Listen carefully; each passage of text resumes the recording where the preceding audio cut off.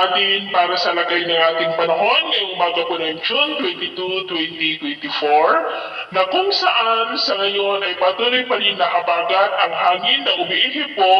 dito sa ating bansa. Walang anumang sama ng panahon sa loob at labas ng ating area of responsibility at wala rin pong bagyo na nakikita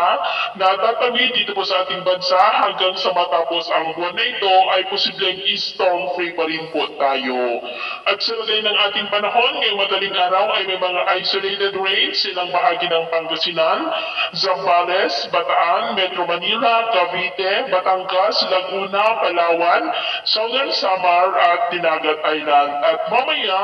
ay sisikat ang araw sa malaking bahagi ng bansa, mainit at maalinsangan muli ang panahon, pero may tsansa pa rin ang ulap na kalangitan with isolated rains silang bahagi ng Pangasinan, Zambales, Bataan, Cavite, Rizal, Laguna, Batangas, San Jose sa may Mindoro, Palawan, Southern Samar, Bohol, ilang bahagi ng Dinagat Island at Sulu Archipelago. At mamayang hapon, mas maraming lugar muli dito sa ating bansa ang makakaranas po ng maulap na kalangitan na may mga pulong-pulong pag-ulan, pagkulog at pagkidlat. Kaya kung lalabas tayo sa ating mga tahanan,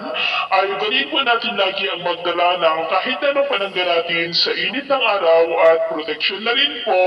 sa mga biglaang buhos ng ulan. At sa ating naman pong mga baybayin, wala naman po tayong nakataas na namang gale warning signals. Pero iba yung pag-iingat lamang po kung papalaot tayo para mas makaiwas sa mga sakunang